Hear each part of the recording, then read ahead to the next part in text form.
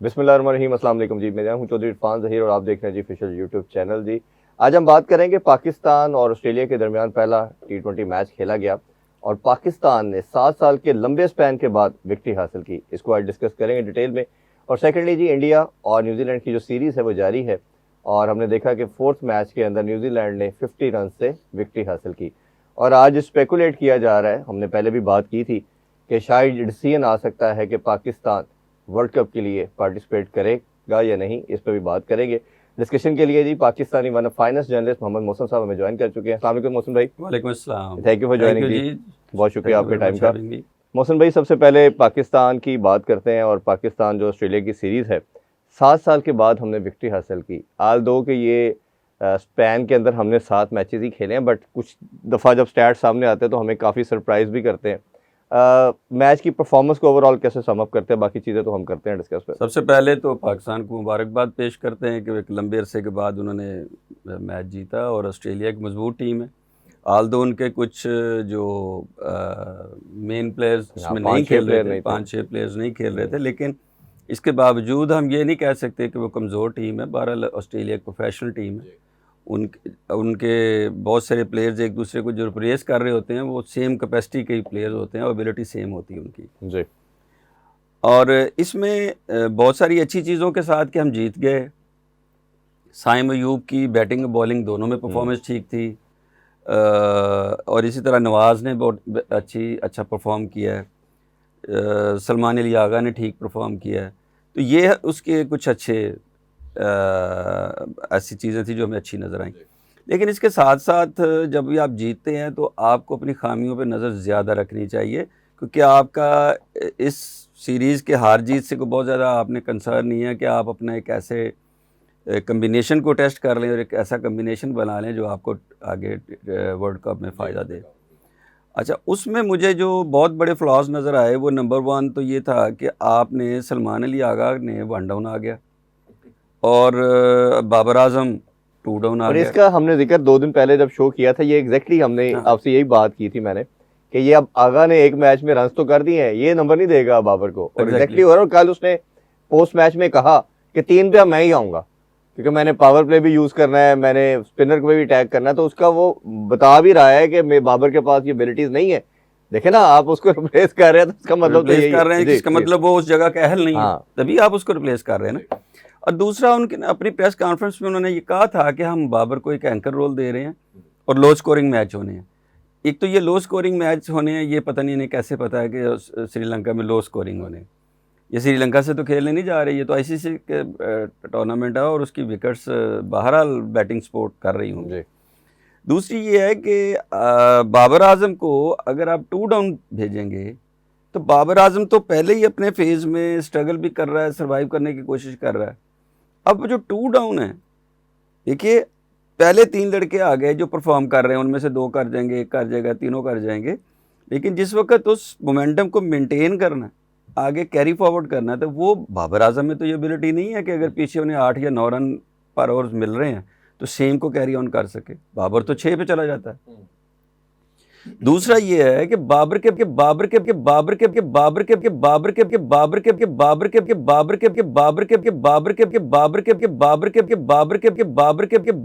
Struggling में है, form में नहीं है, अपने कलर्स में नहीं है। अच्छे प्लेयर्स हैं लेकिन इस वक्त वो बिल्कुल सूट नहीं कर रहे कि इस टीम के आप कम्बिनेशन को बिल्कुल ही तबाह कर देंगे। उसके बाद जो प्लेयर्स आएंगे, अब ये दोनों प्लेयर्स बॉल खाते हैं, डॉट करते हैं, अपने टाइम लेते हैं।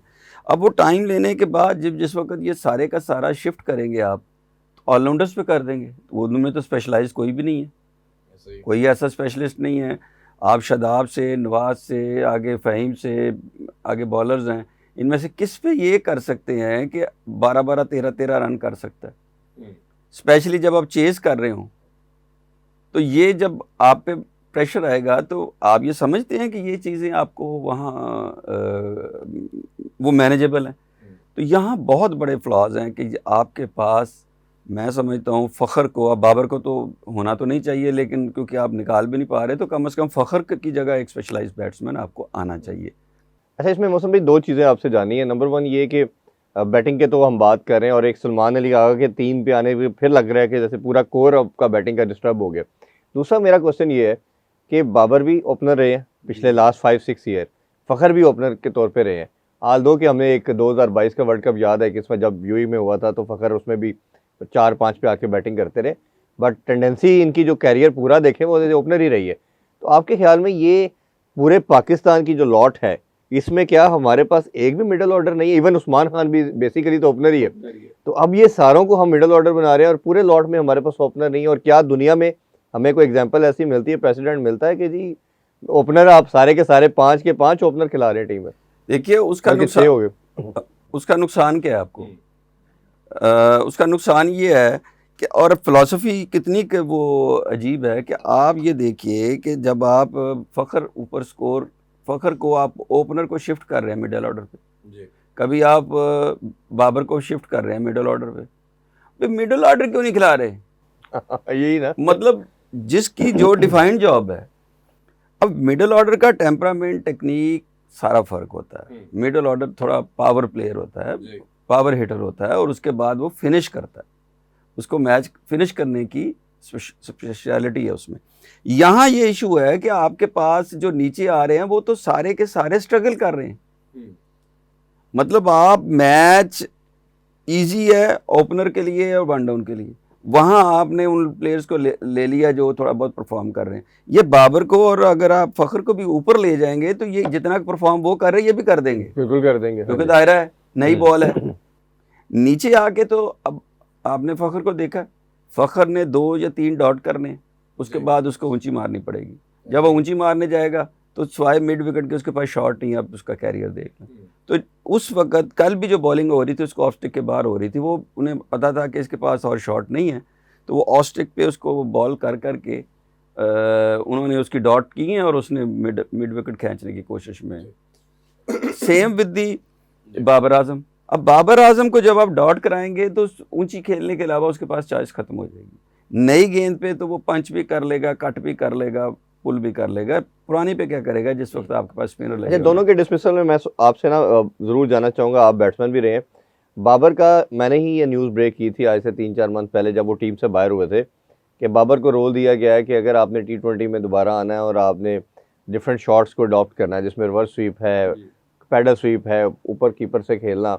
और कल भी बाबर ने वो शॉट खेली जो पिछले 10-11 साल के कैरियर में कभी नहीं खेली, और पूरा पाकिस्तान ये बात कर रहा है कि ये बाबर को एबी डिविलियर बनाने की जो आप नाकाम कोशिश कर रहे हैं वो बाबर को भी ख़त्म कर दिया आपने। तो ये आप इस अप्रोच को कैसे देखते हैं? एक प्लेयर जिसके अंदर ये एबिलिटी नहीं है और उसने नंबर 1 भी तो रहा है, अपने स्टाइल से ही रहा है, अब आपको जो बनाना चाह रहे हैं उसमें तो वो बहुत नाकाम हो रहा है। ये बात आपने खुद ही कर दी है कि जो 15-18 हज़ार रन उसने किए हैं, जो इतने 100 किए हैं, उसने स्वीप से किए हैं या रिवर्स स्वीप से किए हैं?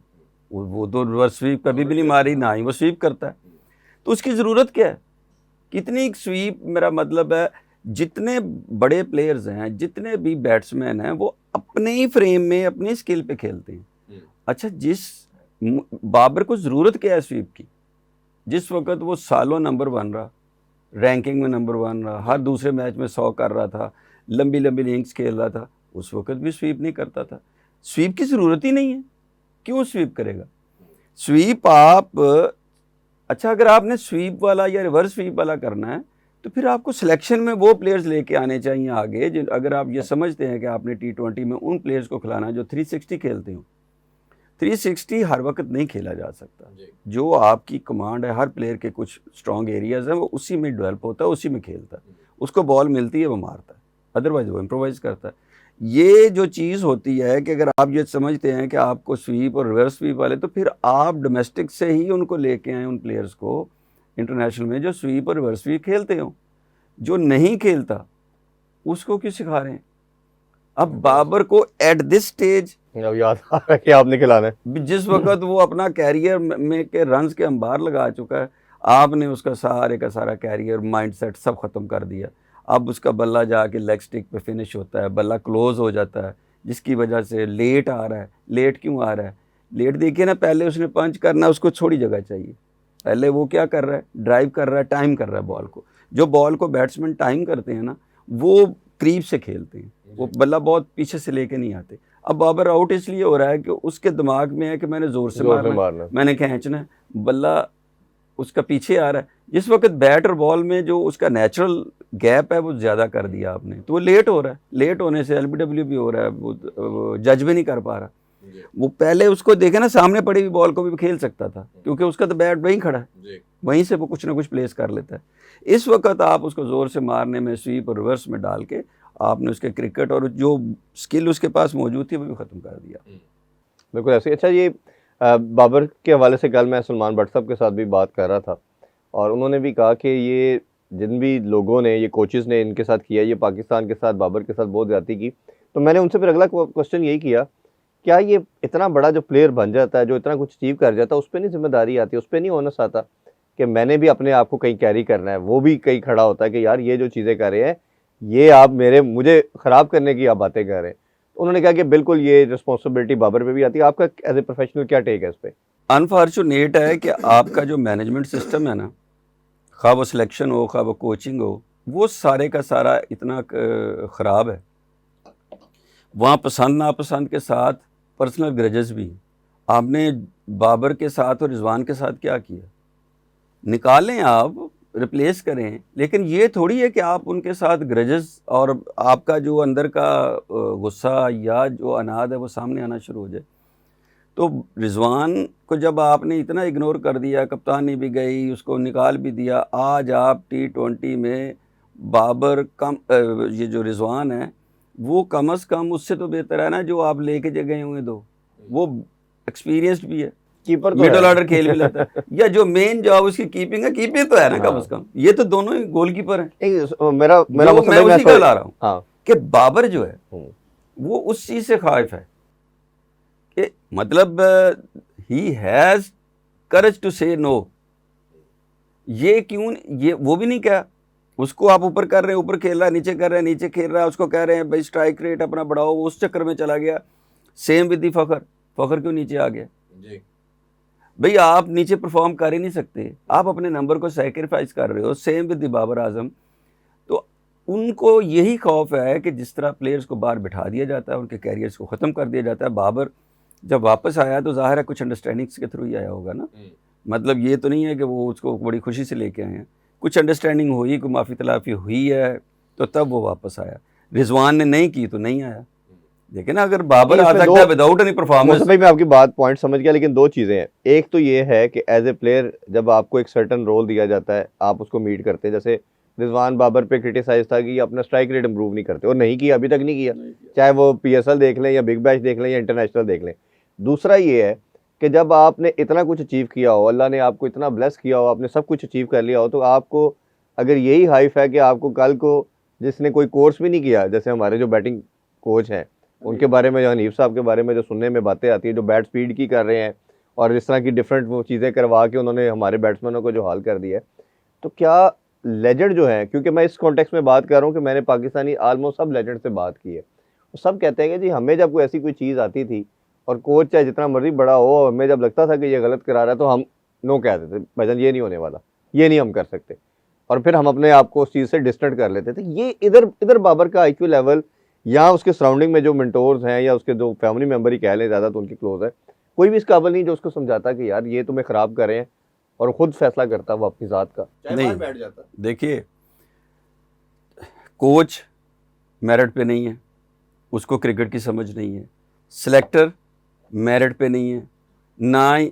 अगर सिलेक्टर आकिब जावेद साहब आके दरमियान में बैठ के आके प्रेस कॉन्फ्रेंस कर रहे हैं, तो उस मैटर तो वहीं से शुरू हो गया ना, कि वो किसी भी हैसियत में सिलेक्शन कमेटी में नज़र नहीं आते, लेकिन टीम अनाउंस कर रहे हैं। जो सिलेक्टर हैं वो काफ़ी देर से वैसे ही पर्दा स्क्रीन से गायब है। वो प्रेस रिलीज भी आती रही आपकी, वहीं से अगर आप, वो भी आउट ऑफ मेरिट हैं, कोच भी आउट ऑफ मेरिट है। आगे कोच, अब बाबर आजम के साथ एक लंबा अरसा उसने क्या किया, अपने साथ कुछ प्लेयर्स को साथ मिला के चलता रहा है कि लॉबिंग करता रहा है। प्लेयर पावर को तोड़ने के लिए उन्होंने रोटेशन पॉलिसी ले आए कि जी इनको, इनकी प्लेयर पावर ना बने। प्लेयर पावर थी, बाबर, शादाब, ये सारी जो टीम एक पूरी थी, हाँ, शाहीन, रिजवान, ये सारे, शाहीन। फिर शाहीन और बाबर का आपस में कॉन्फ्लिक्ट होना, तो ये लॉबिंग, ये सारी तोड़ने के लिए रोटेशन पॉलिसी आई कि आप किसी को रुकने ही ना दें। और बाबर आजम ने अगर अपने साथ जस्टिफाइड किया होता और अपने प्लेयर्स को सारा साथ लेके चला होता मेरिट पे, तो आज ये दिन ना देखने पड़ते। अब बाबर खुद भी इनसिक्योर हो गया ना। अब खुद इनसिक्योर क्यों है कि बाबर ने कहा जी मुझे भी बाहर बिठा सकते हैं। और जब आपने सलमान अली आगा को बनाया, आज तक पूरी दुनिया चीख रही है कि वो किसी भी तरह T20 का में जगह ही नहीं है, आप कप्तान बना दिए।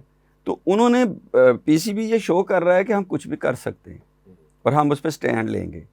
आज बाबर आजम जो है वो इनसिक्योर है, रिजवान इनसिक्योर है, आपके बड़े बड़े शाहीन को भी बाहर बिठाया, हारिस को बाहर बिठाया, तो आपकी जो एक तगड़े प्लेयर थे फ़खर को बाहर बिठाया। इन सब ने ये शो कर दिया है कि आप नागुज़ीर नहीं हैं, आप डेफिनेट चॉइसेस नहीं हैं।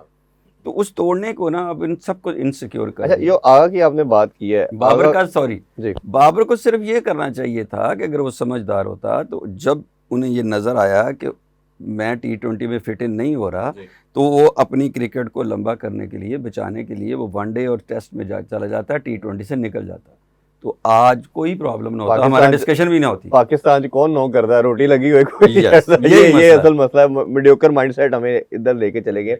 अच्छा, आगा के हवाले से ये है, जब वो बने और अभी तक सबका मानना ये था कि आगा की जगह नहीं बनती, और आगा और बाबर एक तरह के दोनों की नहीं बनती उस तरह, चले एक को आप कैरी कर ले और बाकी उसके गिर्द खेले। अब पॉइंट ये है कि आगा ने लास्ट जो 2 इनिंग्स खेली हैं, कल भी 4 छक्के लगाए, लास्ट में तो वर्ल्ड रिकॉर्ड बनाने के करीब थे, अगर वो जिस पे आउट हुए छक्का हो जाता तो वो शायद वर्ल्ड रिकॉर्ड था।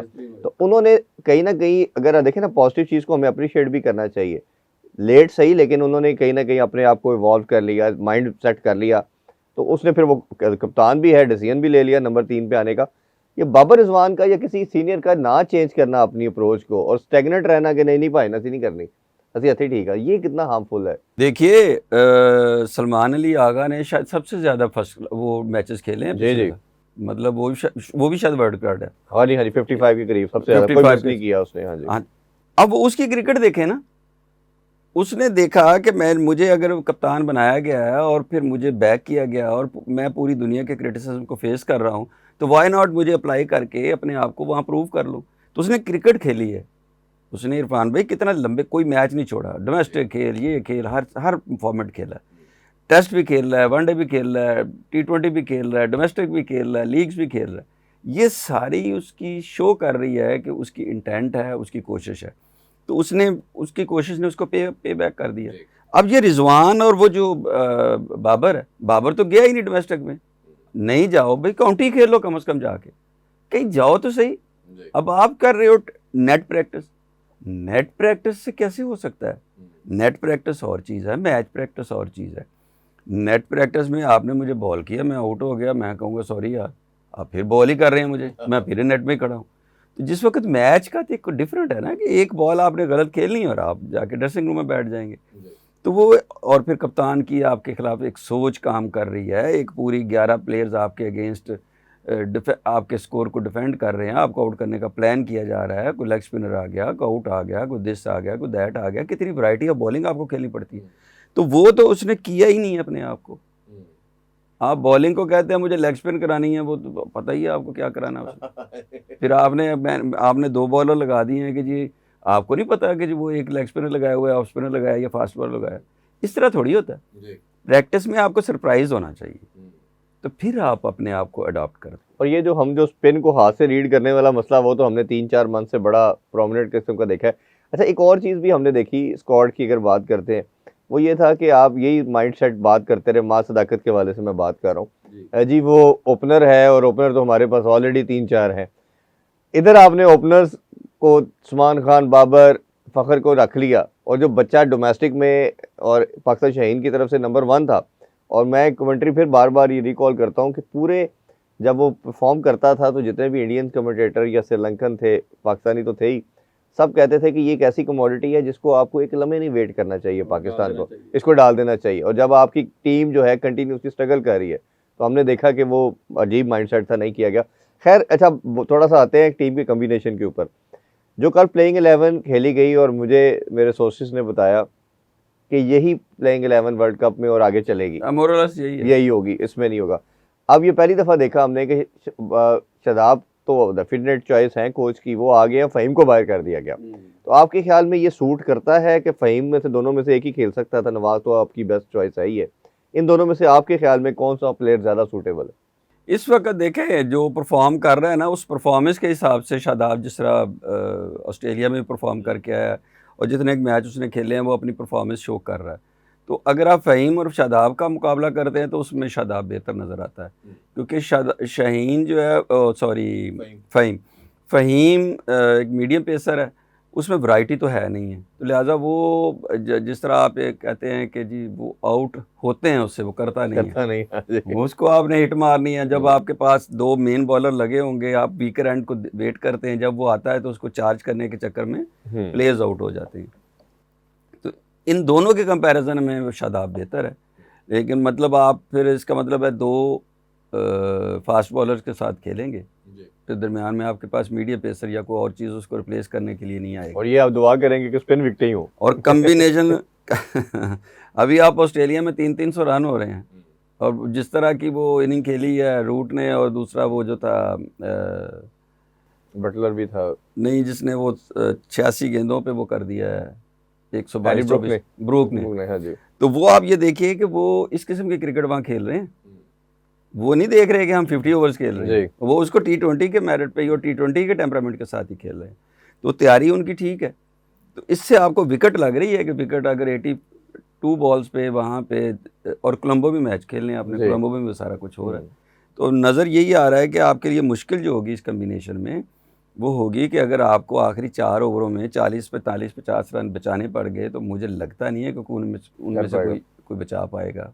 इस वक्त हमारे पास हारिस रऊफ का फ़ायदा ये है कि वो रन ज़्यादा खा रहा होता है, लेकिन अपनी पेस से ना फिर आउट कर जाता है, मिडल में कोई 1-2 विकेट्स आपको ले देता है। मेरा एग्जैक्टली अगला क्वेश्चन यही था कि ये पहली दफ़ा किसी इवेंट में हम देख रहे हैं कि पाकिस्तान का बॉलिंग अटैक जो है, जो रनआउट ही अपनी पहचान ही यही रखता है कि हमारे पास पेस बैटरी है, जिसमें कोई भी 140 नहीं है। अब शाहीन भी 135 130 के बिटवीन है, मिर्ज़ा सलमान मिर्ज़ा भी ऐसे ही है, फ़हीम अगर खेलते हैं तो आपको मालूम है उनका पेस, नसीम शाह भी अगर आते हैं तो उनका भी पेस सबको मालूम है। अब प्रॉब्लम ये मुझे बताइए, बल्कि हारिस की आपने बात की, कल मैं एरन फिंच और माइकल क्लार्क की गुफ्तगू सुन रहा था, 2 स्कूल ऑफ थॉट सामने आए। उसने कहा, एरन फिंच ने कहा कि हारिस रऊफ का जो एक्स्ट्रा पेस होता है ये एक्स फैक्टर होता है, एक्स फैक्टर रन भी देता है बट विकेट टेकिंग एबिलिटी होता है। लेकिन दूसरी तरफ माइकल क्लार्क का कहना था कि ये पाकिस्तान ने ठीक डिसीजन लिया है कि उसको नहीं खिलाया, क्योंकि वो हर बड़े इवेंट में आके और रन मैचेस भी हार जाता है। और दूसरा उन्होंने कहा ये कंडीशनिंग बॉलर है, ये ऑस्ट्रेलिया की बाउंसी पिचेस, न्यूजीलैंड की पिचेस के ऊपर तो करामत है, ये एशियन की पिचेस के ऊपर इसका कोई खास रोल नहीं है। तो ये उस लिहाज से पाकिस्तान टीम का ठीक फैसला है। आप किस स्कूल ऑफ थॉट को बाय करते हैं? मैं ये देखता हूँ कि बात उन दोनों हजरात की ठीक है, लेकिन इशू ये है कि हम देखें कप्तान जो कप्तानी कर रहा होता है उसका ये फ़र्ज़ बनता है और उसकी ये स्किल है कि वो अपने किस बॉलर को कहाँ यूज़ करता है। इशू ये आ रहा है कि आपने कल ऑस्ट्रेलिया को मैच खेलते देखा, वो उनका कप्तान बॉलर के साथ मूव कर रहा था, आ रहा था, जा रहा था, समझा रहा था। यहाँ जिस वक्त बॉलर को ना ज़रूरत होती है, जिस वक्त प्रेशर गेम होता है, मिड ऑन मिड ऑफ को उसको बकअप करना चाहिए और उसको याद कराना चाहिए। बंदा थोड़ा सा बौखलाया हो ना बॉलर, तो वो बाज़ दफ़ा अपनी लेंथ लाइन को चेंज कर जाता है, समझ नहीं पा रहा होता और वो फ्रस्ट्रेटेड होकर उसमें तो थोड़ा सा अपनी लाइन लेंथ ख़राब कर जाता है। अब यहाँ ये है कि जो मिडल ओवर हैं, वो मिडल ओवर के लिए बेस्ट चॉइस है पाकिस्तान की। मिडल ओवर में चार्ज करना होता है, आके थोड़ा सा पावर हिटर आते हैं, चार्ज करते हैं। उस वक़्त अगर आपका पिटना शुरू हो जाए ना, तो फिर वो 225 ही होता है। ये उस 225 15-20 रन को वहाँ बचा सकता है। बाकी जो लास्ट ओवर्स है ना, वो आपको करने चाहिए, इसके अलावा आपके पास है ही कोई नहीं। बस सिर्फ फ़र्क क्या है, ये पिटता इसलिए है कि वहाँ पे भी वो स्लो वन, आखिरी 2 ओवर भी दे दें तो वहाँ स्लो भी करता है और हाफ ट्रैकर भी करता है। डेथ बॉलिंग तो हमारा फुल लेंथ बॉल ही नहीं कर रहा कोई। यॉर्कर तो किसी से हम नजर ही नहीं आ रहा ना, पिछले लास्ट 3-4 साल से कोई बॉलर ऐसा नहीं है। यॉर्कर जो है ना जी, यॉर्कर की एक बेसिक रिक्वायरमेंट है जो हमारे किसी बॉलर के पास नहीं है। यॉर्कर 140 से नीचे लगता ही नहीं, उससे नीचे होगा फुल टॉस हो जाता है। 130 32 35 की स्पीड से तो कभी भी यॉर्कर नहीं होगा। दैट्स व्हाई वो यॉर्कर होगा तो पिक कर लेगा ना, बैट्समैन पिक कर लेगा उसको। यॉर्कर होता ही नहीं है, क्योंकि जब आपने पेस देनी है बॉल को तो वो फिजिक्स है ना कि आपने यॉर्कर आपका उस वक्त जाके डिप करेगा जिस वक्त जहां पे उसने आपके बॉल को ड्राइव करना। अच्छा, जिस वक्त आपके पास पेस नहीं होगी, उधर बॉल रिवर्स उस जगह पे आएगा, पहले मूव कर जाएगा, हाँ। वो फुल टॉस बना देगा। तो आपको निप करने के लिए आपको एक पेस चाहिए होती है, ये एक ग्रेविटेशनल फोर्स और उसकी एक अप्लाइड फोर्स और ग्रेविटेशनल फोर्स के इसीलिए उसको रिवर्स स्विंग भी कहते हैं, इसीलिए कहते हैं। हाँ जी, बिल्कुल ऐसे ही। अच्छा, थोड़ा सा इंडिया के हवाले से भी बात करते हैं। इंडिया का कहा तो यही जा रहा था जी, अनबीटेबल है और बड़ी ज़बरदस्त साइड नज़र भी आ रहा है। खैर देखा जाए तो सम हाउ उसी तरह के परफॉर्म करे, बट एक चीज़ है कि न्यूजीलैंड भी कम किसी से नहीं है। ओडीआई सीरीज़ जीती, थोड़ा सा कम्बिनेशन मेरा ख्याल है उनका बन रहा है, और जिस तरह वो कल उन्होंने बड़ा शानदार मैच जीता। इंडिया के एक वीकर लिंक नज़र आ रहा है हमें, वो नज़र आता है कि संजू सैमसन जो है ना जी, बैटिंग की मैं बात कर रहा हूँ, अभी तिलक वर्मा बाहर है, तो मेरा ख्याल है जब वो फिट होंगे तो ऑटोमेटिक चॉइस है, वो तो नंबर 1 चॉइस है बल्कि। और फिर आपके ख्याल में ईशान किशन को खिलाएंगे, क्योंकि वो 2-3 मैचेस में बड़ा शानदार खेलें, कल उनको रेस्ट भी किया गया, या वो संजू सैमसन के साथ ही परसिस्ट करना चाहिए इंडिया को? इस वक्त जो उनका कम्बिनेशन, अगर तिलक नहीं आता तो फिर तो संजू के साथ ही जाना चाहिए, क्योंकि कम से कम वो क्रिकेट खेला हुआ है और मतलब तगड़ा प्लेयर है, फॉर्म में नहीं है लेकिन वो अपनी इनिंग खेल सकता है। लेकिन अगर वो तिलक आ जाता है तो फिर ईशान को ऊपर ले जाना चाहिए, मतलब फिर आप खेल सकते हैं। दूसरा, इंडिया का जो वीकर लिंक है ना, वो इंडिया की टीम, इसमें कोई शक नहीं है कि बहुत अच्छी है, लेकिन अगर आप देखेंगे जब जब उन्होंने प्रेशर आया ना तो वो क्लैप्स करते हैं, उनके पास भी प्रेशर हैंडलिंग नहीं है इस वक्त। कोहली और शर्मा के बाद उनके पास अभी भी, जब ऊपर अभिषेक शर्मा स्कोर नहीं करता तो एक मैच में तो ईशान ने कर दिया, अब दूसरा आपने देखा है कि पीछे स्कोर करने वाला कोई नहीं था। और एशिया कप में भी हमने देखा कि पाकिस्तान ने उनको तीनों मैचों में प्रेशर दिया। या पीछे टोटल बैटिंग प्लेसर ना हुई तो फिर भी स्ट्रगल करेंगे आप। देखिए वहाँ पे क्या है कि आपके सारे प्लेयर 225 के स्ट्राइक्स के खेलने की कोशिश करते हैं, बिकॉज आपने आईपीएल पूरा का पूरा जो है ना 225 250 के खेलते हैं। अब वो शॉट्स आपकी मसल मेमोरी में है, आपकी आदत में है, तो जिस वक्त आप वो खेलने जाएंगे ना उन पिचेस पे, जिस तरह की रात पाकिस्तान की एग्रेसिव पिच थी, लो है, तो उसमें तो आपको प्रॉब्लम आएगा, वहाँ प्रॉब्लम आएगा। तो ये प्रॉब्लम जो है ये वहाँ आना है श्रीलंका में। जिस तरह आपने कल देखा, शुरू में विकेट बैटिंग के लिए ठीक थी, बाद में स्लो होती गई, सेम लाइक दुबई के 10 ओवरों में कुछ हो रहा है, 10 के बाद। और वहाँ पे भी श्रीलंका में भी कंडीशंस तो यही होनी, विकेट भी यही है। तो विकेट ने जैसे जैसे वो टॉस पे काफ़ी सारा आपका है, तो वैसे अनफेयर, दोनों टीमों को बराबर मौका मिलना चाहिए, लेकिन अगर टॉस पे आपको फ़ायदा मिल रहा है हाँ तो बिल्कुल वो बेनिफिट प्रॉब्लम आ सकते हैं। अच्छा, दूसरा अगर देखा जाए तो इंडिया की एक चीज़ हमें नज़र आ रही है, अभिषेक ने, हमने देखा कि 14 बॉलों पे 50 की, कल हमने देखा कि शिव दुबे ने भी 15 बॉलों पे कर दी। हाँ जी। तो ये उनकी जो, हार्दिक पांड्या भी डगआउट में है, तो ये 3-4 ऐसे प्लेयर हैं जो कि सिंगल हैंडली गेम को किसी टाइम भी टर्न कर सकते हैं। ये कितना इंडिया को उनके लिए उनकी विक्ट्री के अंदर रोल प्ले करते हैं? यही तो विक्ट्री है उनकी। आप देखिए ना कि उनका जो प्लेयर भी करता है, कोई वहाँ पे, जिस तरह हमारा एक एक्सक्यूज मी, जो हमारे यहाँ ये क्या इशू है कि हम कह रहे हैं कि जी बाबर आजम एंकर करेगा, बट T20 में कौन सा एंकर होता है? T20 में स्कोर करने जाते हैं आप 150-200 रन, अगर आपने 120 बॉल्स है आपके पास, 120 बॉल है, तो 120 बॉल में आपने 200 करना है, आपने कम अज़ कम 200-225 पे जाके फाइट होती है। अब तो 200 रन अगर आपने करना है तो वो जितने भी उनके पास प्लेयर हैं, जितने भी प्लेयर्स हैं, वो सेम स्किल के हैं, जिस लाइक ऑस्ट्रेलिया। तो ये इंडिया के पास भी यही स्किल है, और इवन न्यूजीलैंड के पास भी है कि वो अपने स्ट्राइक रेट, जो भी प्लेयर जाएगा उसको ये पता है कि मुझे हर ओवर में 10 से 11 रन करने हैं। ये आप पूरी दुनिया का जो T20 में खेलना चाहते हैं वो यही है। इंडिया के पास 4-5 लड़के ऐसे हैं जो ये 10, 11, 12 रन कर सकते हैं, और आखिरी 3 ओवर में अगर 50 हैं तो इंडिया और ऑस्ट्रेलिया कर सकता है। ये उनके पास इतनी है। साउथ अफ्रीका भी इवन कल भी उन्होंने बड़ा 200 किस चेज करना था, तो जिस तरह वो मैं सोच रहा था 17 ओवरों में पूरा कर लिया। मैंने सोच रहा था कि अगर बेचारे वो वेस्टइंडीज ने कर ही लिया 250, उन्होंने तो मत ही मार दी, बहुत मारा। अच्छा, ये इंडिया के अगर हम वीकर लिंक बात करें तो इंडिया का वीकर लिंक उनकी, मुझे ना आप पर्सनली लगता है कि उनकी शायद बॉलिंग है। बॉलिंग है और जिस तरह कुलदीप एक आउटस्टैंडिंग बॉलर है, बट अभी हम देख रहे हैं कि उसको भी बड़ी मार अपने पड़ रही कलर्स में नहीं है, है। वो उस तरह का नहीं परफॉर्म कर रहा जिस तरह उसकी बॉल लैंड कर रही थी। एक उनका मुझे लगता है कहीं ना कहीं चक्रवर्ती ऐसा बॉलर है जो कंटिन्यूसली इम्पैक्ट डाल रहा है, विकेट्स ले रहा है, और उसको थोड़ा भी रेस्ट भी करवाया जा रहा है, उसको उन्होंने हाइड किया है। जिस तरह हमारे उस्मान तारिक को छुपा के रखा है, सुनने में ये आ रहा है कि इंडिया के खिलाफ फेंकना है, पता नहीं वो क्या करता है।